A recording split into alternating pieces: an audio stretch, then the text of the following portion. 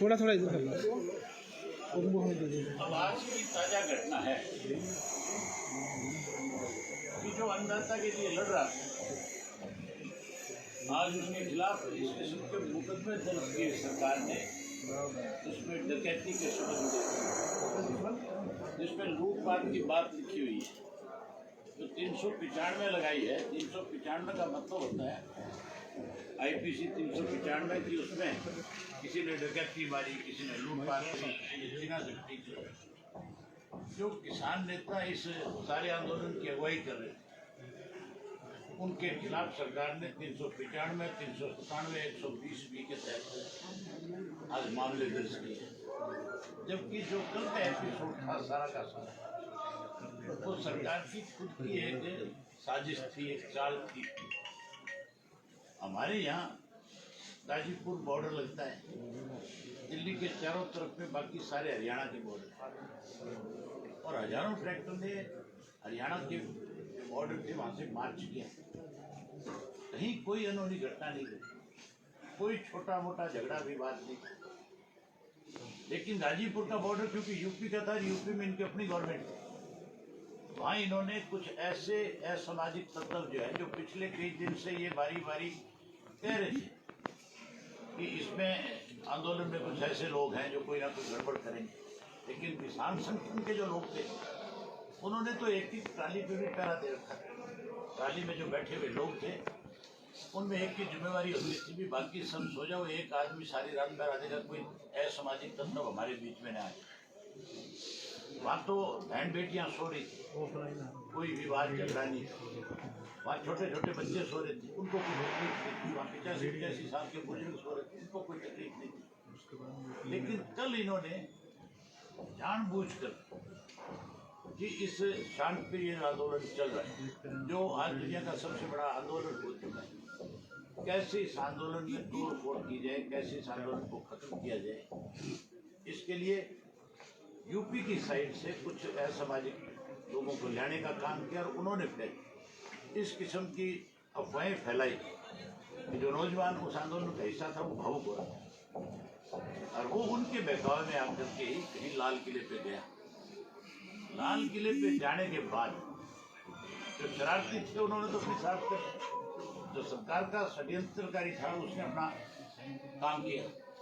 लेकिन जो किसान एक्चुअल में गया था, आपने देखा होगा, आखिर जब वहाँ से किसान उस जगह को खाली करके अपने अपने घर की तरफ लौट रहा था, अपने आंदोलन वाली जगह पे लौट रहा था, तो उसने नेशनल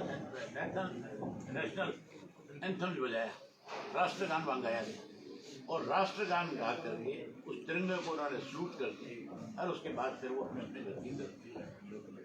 आज क्योंकि सरकार की बीजेपी की हमेशा ऐसी सोच रही है कि लोगों को धर्म के नाम पे, जाति के नाम पे, मजहब के नाम पे जरूर बांट लिया।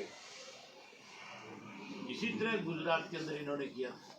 गुजरात में जो दंगे कराए गए थे एक बारी, गोधरा जो कांड हुआ था, आज भी उसको लोग नहीं बोल रहे। ये इसको गोधरा कांड का स्वरूप देना चाहते थे, और मैं तो राय देता हूँ उन किसान सूरवीरों को जो वहाँ पे ट्रैक्टर यात्रा निकाल करके आए, सरकार को ये कह करके आए कि आप समय रखते अपने द्वारा बनाए गए 3 काले कानून वापस ले लो, अगर नहीं लोगे तो फिर हम लगातार इसी तरह से शांत तरीके से बैठ करके, शांत तरीके से मार्च करके, यात्राएं निकाल करके आपको इसके लिए हम आगाह कराते रहेंगे, आपको अपनी गलती का सुधार करने का मौका देंगे।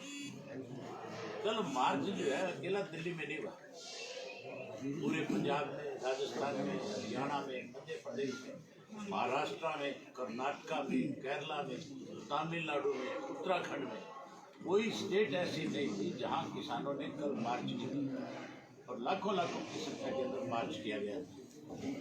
मैं तो आज फिर आपके माध्यम से देश के प्रधानमंत्री जी से कहना चाहूँगा कि आपने गलत निर्णय कर लिया, और आपके गलत निर्णय की वजह से कितने लोग आज परेशान हो रहे हैं।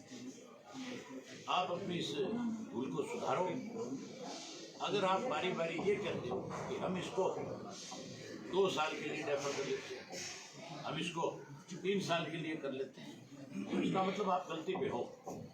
आप अपनी गलती को सुधारने के लिए कृषि के कानूनों को खत्म करो और खत्म करके नए सिरे से जो वायदे आपने किए थे, जो कहा था कि हम किसान का कर्जा माफ करेंगे, जो आपने ये कहा था कि जहाँ किसान का कर्जा माफ करेंगे वही स्वामीनाथन की रिपोर्ट को लागू करेंगे, आपने ये भी वायदा किया था कि हम तो किसान की जो लागत मूल्य होगी, जो फसल पे खर्चा आता है, उससे उसको 50% ज़्यादा दे करके किसान को मजबूत करेगा। तो अब किसान आपके सामने आकर के अपनी बात कह रहा है, आप गलती को सुधारो और अपने किए वायदों को पूरा करने का काम। सर, सरकार के आज कई नेताओं का ये कहना है कि जो घटनाक्रम हुआ लाल किले पर वो एक साजिशन, जिस तरीके से घटनाक्रम हुआ और किसान आंदोलन के ऊपर उसका एक तरह से ठीकरा फोड़ा गया है।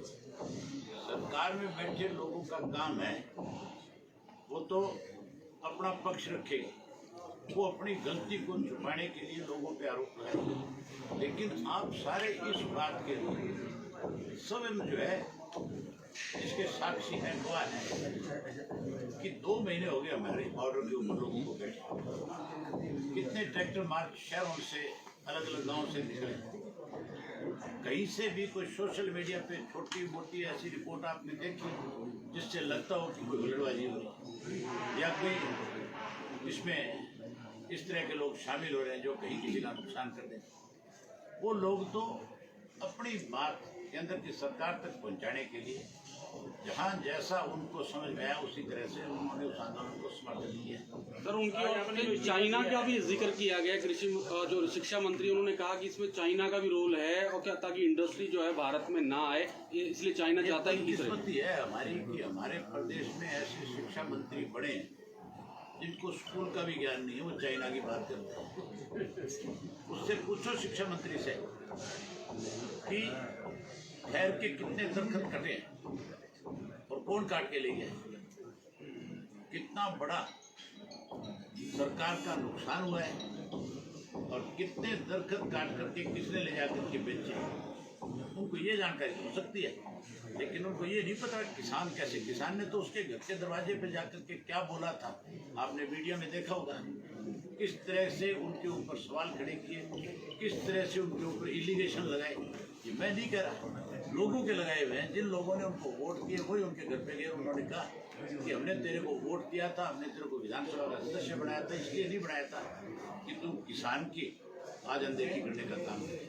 आज आपका जो सबसे बड़ा फैसला है, विधानसभा से इनलो के एकमात्र विधायक थे आप, आवाज बुलंद करते थे विधानसभा में, आज आपने जो इस्तीफा दिया है, ये सारे क्रियाकलाप को, ये सारा जो आपने इलेक्ट्रिक मार्च से यात्रा निकाली किसान, इस पर आप क्या कहना है, क्यों आप इस स्थिति तक पहुँचे? हमारी जो पार्टी है वो चौधरी देवीलाल की नीतियों से बनी हुई है।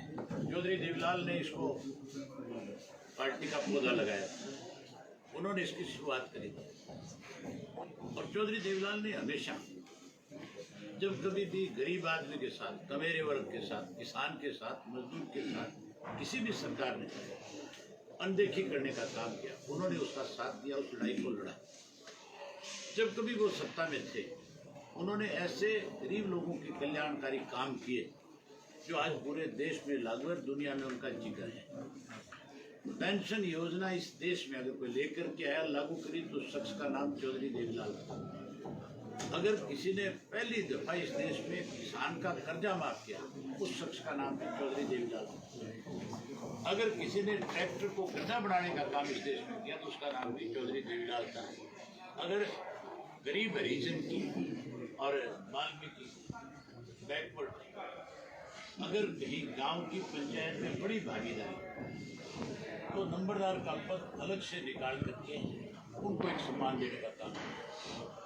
गरीब आदमी के घर के अंदर बैठने की जगह नहीं थी, उसके लिए चौपालों का निर्माण पहली दफा इस देश में किया तो जो साहब ने किया। ओलावृष्टि से किसान की अगर फसल बर्बाद होगी, खराब होगी, उस फसल का मुआवजा अगर किसी ने शुरू किया तो उसकी शुरुआत भी चौधरी देवीलाल की थी और कोई दूसरा आदमी नहीं थे।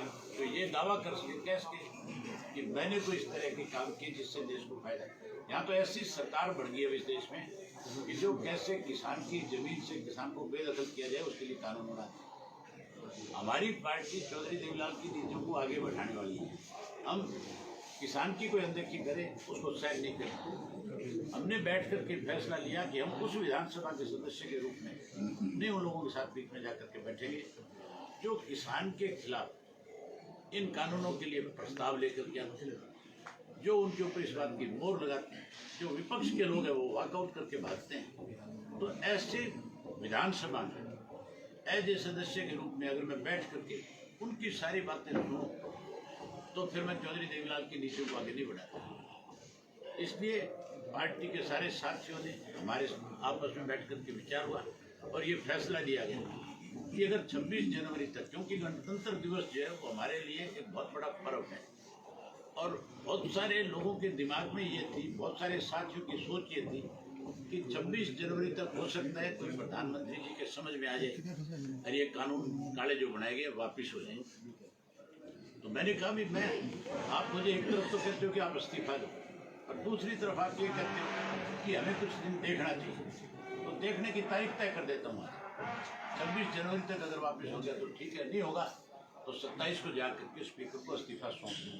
मैंने 2 दफ़ा इस्तीफे स्पीकर को पहले भेजे, लेकिन स्पीकर साहब ने क्यों नहीं मेरे इस्तीफे को उस वक्त ये कहा फोन करके मुझे, या आपको नहीं बताया कि भी उनका इस्तीफा मेरे पास आ, मैं इस इस्तीफे को वो नहीं 26 तक उनकी जो उन्होंने कंडीशन लगाई वो नहीं पूरी होगी।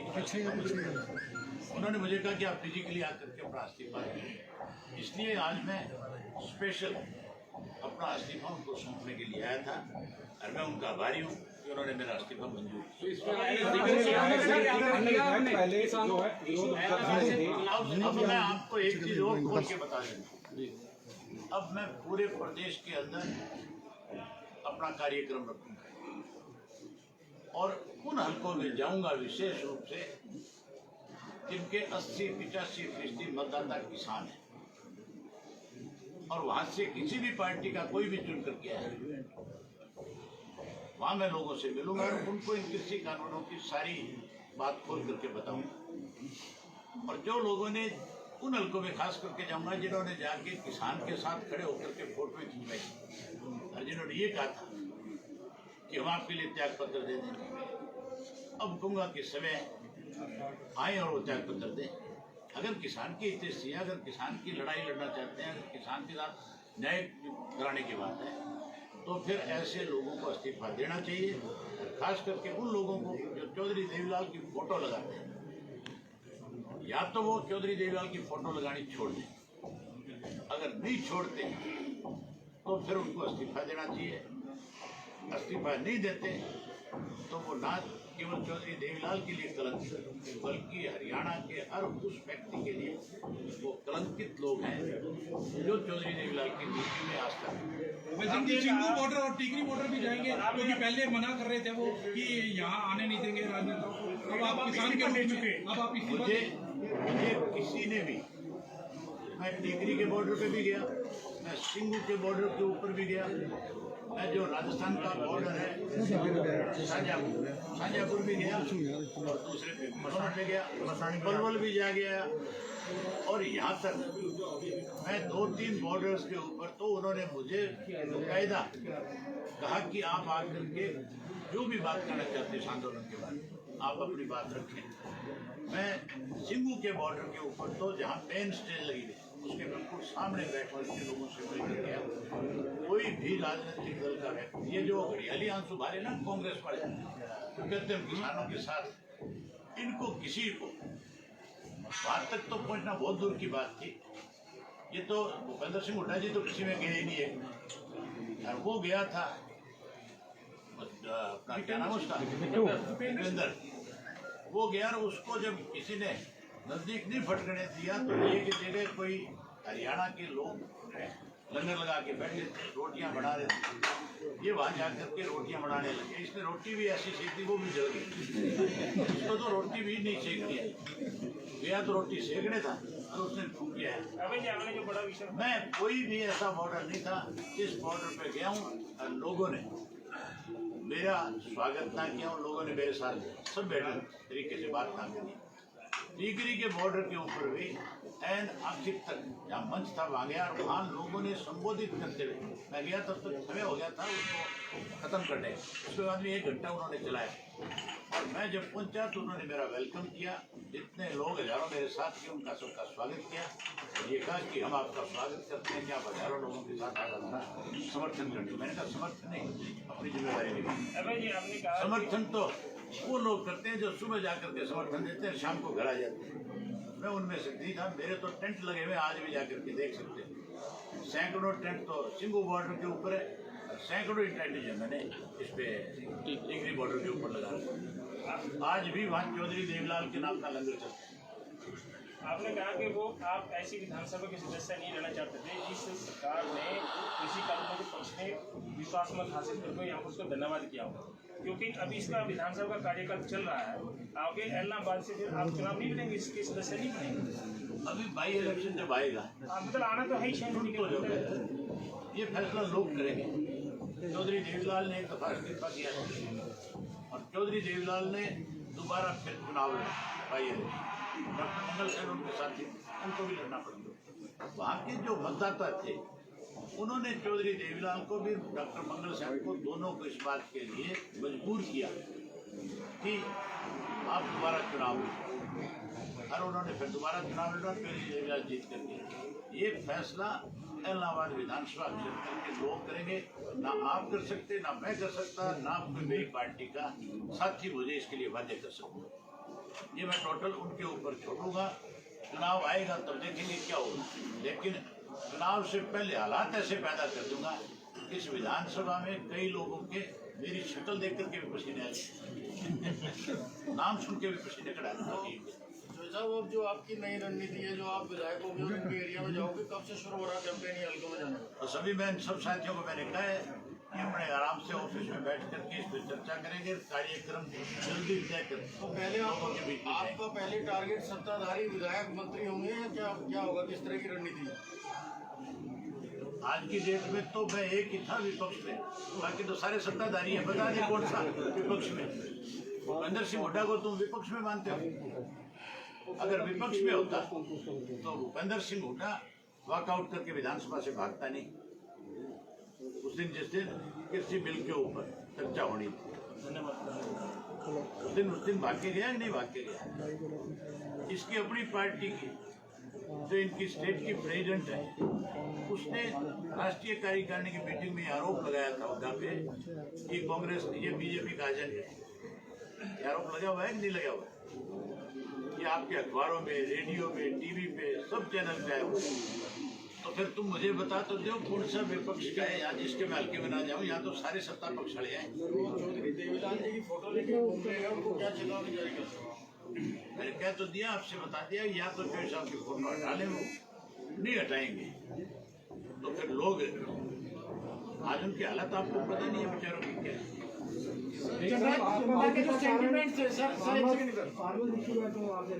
बिल्कुल, मेरा केवल और केवल एक ही किसान को लेकर के, जो आज किसान के अध्यक्ष हो रही है, जिस तरह किसान को प्रताड़ित किया जा रहा है, जिस तरह से नेताओं के मुकदमे दर्ज किए जा रहे हैं, उसकी मैं केवल निंदा नहीं करती, बल्कि सरकार जो कर रही है उसके अगेंस्ट मुझे किसी हद तक लड़ना पड़े, मैं उस लड़ाई को आगे बढ़ाऊँ।